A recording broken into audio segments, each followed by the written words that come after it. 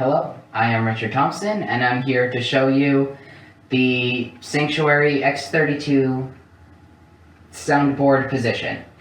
The first thing you want to know is that you should arrive about 30 minutes before anyone needs us. So if Sabbath school starts at 9:30, you would want to get here at 9 o'clock, for example.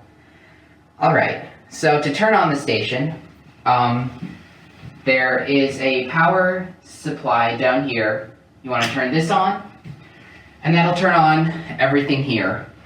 Then, to turn on the board itself, there is a switch behind here, just above the power cable. You turn that on, and then everything here will light up. It'll take a moment to set up. And then there we are. Okay, so for the board itself, the first thing you're going to want to know about are the input pages. We have inputs, one input for every microphone, basically. The first page is 1 through 8. These are the wireless microphones. The next one is just for the pastor's ear set. The next one is for instruments, piano, guitar, some extra plugins for anyone who brings their own instrument. This one is for overhead microphones. These are for if we have a choir performing. And then lastly, we have the channels for auxiliary, tape recorder, CD player, and HDMI inputs from the computer. So, the next thing to take a look at are the inputs themselves. Let's take a look at orange mic right here. So, this is the slider. This is where you can adjust the volume coming in. This is the mute button. When you press the mute button, it cuts the signal going everywhere. This is the solo button. When you press it, nothing changes out there in the house. The only thing that changes is it singles out the orange mic so that you can listen to it in the headphones. You can do this if you want to adjust one mic or a couple of mics specifically, and then you can turn them off like that.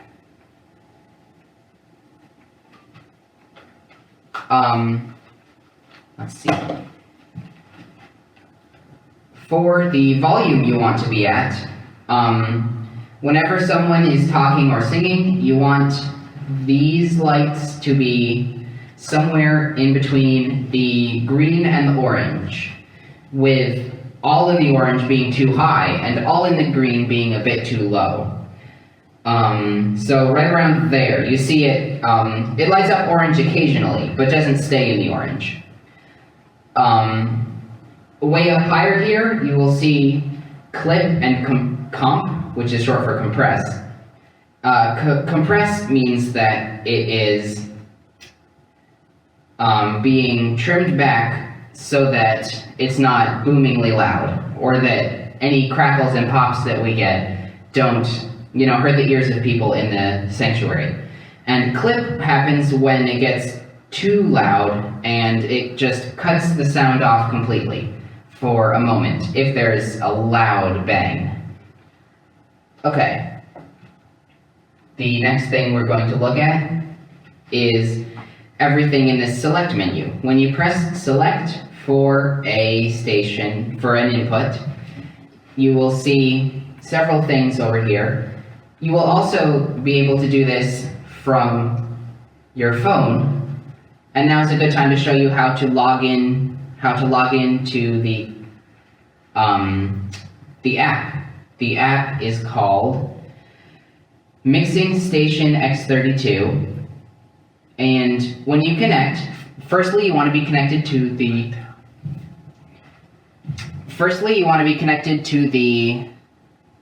church's Wi-Fi. You want to be connected to BSSDAC service.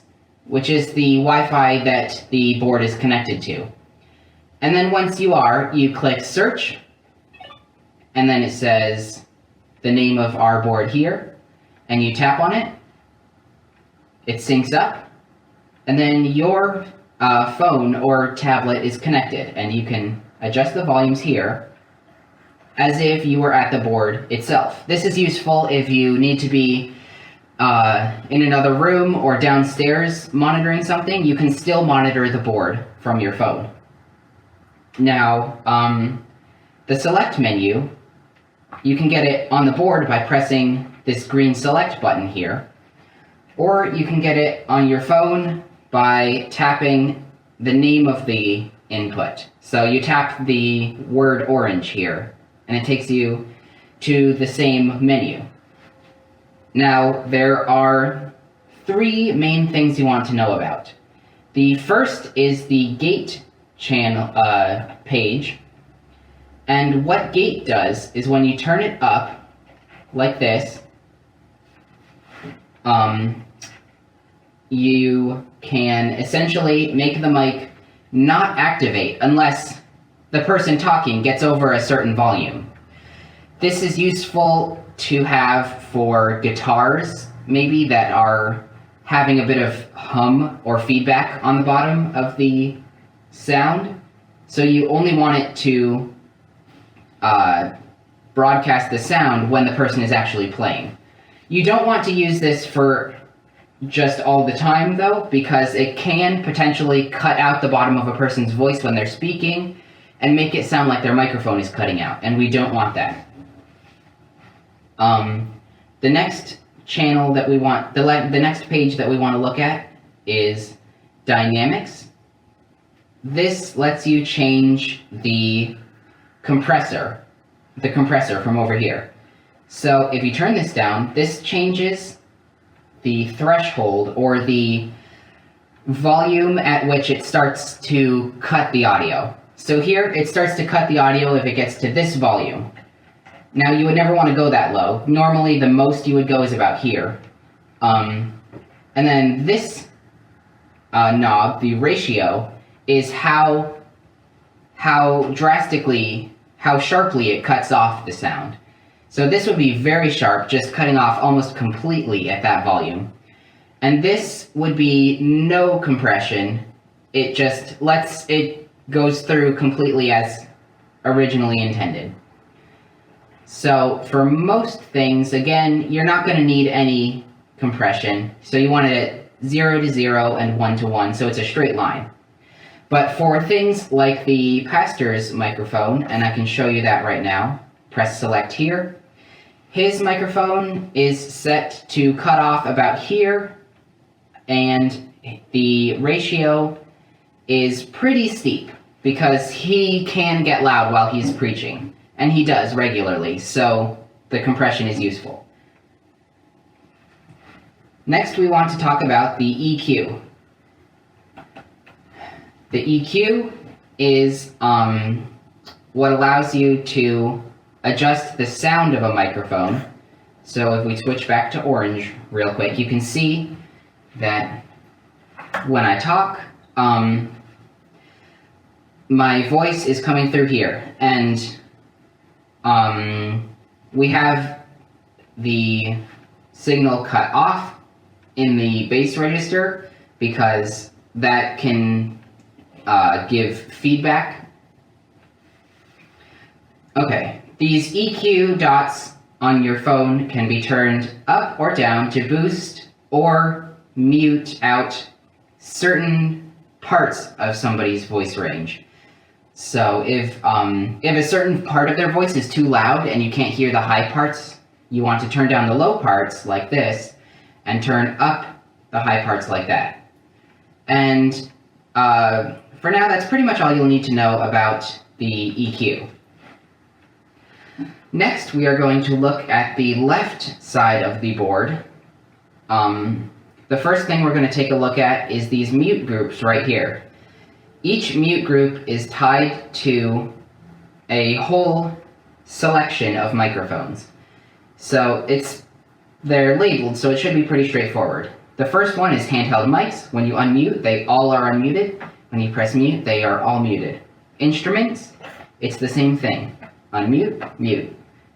The capacitor, unmute and mute. The overheads, the same. And the FX bus and the AUX inputs.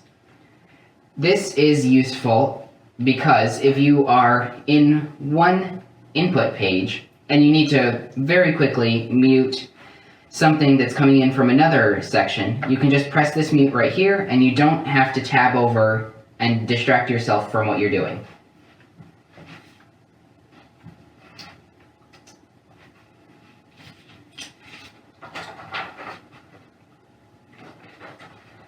Okay, next. These are the buses and groups. There are several kinds of things you can find here. The first are DCAs. The second are buses.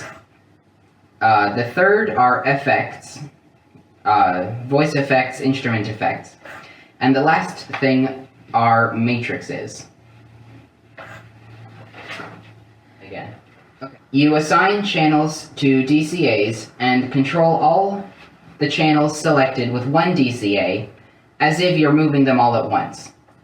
For example, this overheads DCA here, DCA1, controls all of these at the same time. If you turn it off, all of these turn off. If you turn it up, all of these go up. The buses can control the volume of a whole set of inputs at once, much like the DCAs. For example, we use this monitor bus to send everything out to the monitors on the stage, and this can be turned up to the level it is right now, and you don't have to adjust it for the entire service. It's set it and forget it. Same with the subwoofer. We have it turned low because the subwoofer is very powerful and we do not need its whole strength. That is also set it and forget it. Okay, now matrices are different from a DCA. A DCA, you take whatever is at the fader. With a matrix, you can take the input from any point in the sound progression, either straight from the input, you can take it after the EQ, you can take it after the fader, however you want. Again, these are already set up, so you will not have to worry about adjusting them.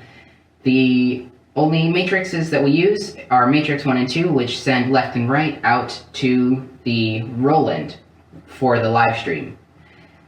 These will be right here at Unity, right here, and you don't have to adjust these at all. Now this is the main output. You turn this up or down to control the house speakers. The house speakers are the two speakers that face towards the audience. This does not change the sound in the live stream, so if the level lights look good on the microphones, you can just turn this down and that will change the volume in the house, but it won't change how the live stream sounds, so they don't have to adjust their station. Okay. These are these purple ones are the effects inputs. The plate is connected only to the wireless microphones, so they're only for voices. The other two, the hall and chorus, are only for guitars, so they're only sent through the instrument microphone inputs. And the rotary is connected to all inputs. And that should explain those. Other things you will need to know are what this does. These are the talkback microphones. They get their input from this mic right here, and if you press this button and talk into the talkback microphone, it will send input to the stage and only to the stage. This is good to talk to people on the stage during rehearsal if you don't want to shout across the entire audience. And you can also use it to talk to them if somebody's microphone is off and they don't realize, or anytime you need to communicate with the stage. To save and load a scene. So every person should have their own save file. And what that does is it saves all of your settings here on the board. And how you do that is on the phone app, you press right here, you press this folder button, and then you press scene. That takes you to the menu of scenes. Right now we have several. There are one for each person who has worked on the board before. So I will make this one save file number 7. You press and hold, and it pulls up the save a new scene list. So you will want to write in your name. So I will say Richard, and then maybe the date. So I will say AUG 2020. Okay, once you have that entered in, you press save here at the bottom, and then you have a save point. Anytime you are not sure what to do, if you've messed up a setting and you're not sure what has happened, you can get back to this save file. So imagine you do this, you mess up the settings and you're not sure exactly what went wrong. You press this small folder button again, you go to scene, you press your scene, Richard A. August 2020 is mine, and it gives you a confirmation page. Are you sure you want to load this? Yes. And it goes back to exactly how you had it. You'll want to save like this at the end of every service so that you can load in exactly as you had it the next week. To save and load a scene from the X32's interface directly. Okay, so to load a scene from the X32 interface directly, you press view scenes here, and this will take you to the page where you can view all of your scenes.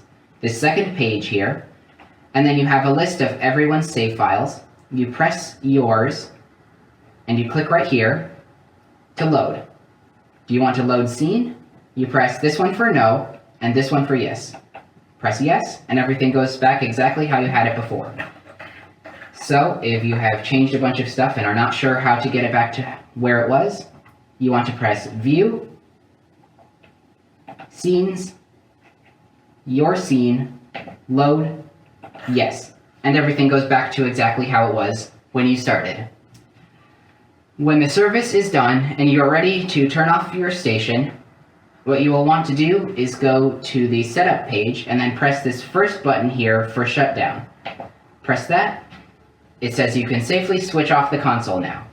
You turn off this switch in the back that I showed you at the beginning, and then you turn off the power strip underneath, and that is it. Your station is done. Your phone, if it's still on, will lose its connection. You can just go to the menu here in the top right corner, scroll down, and click disconnect. This will disconnect your phone from the app so it does not keep trying to connect and draining your battery. Thank you for helping with this station. We appreciate it.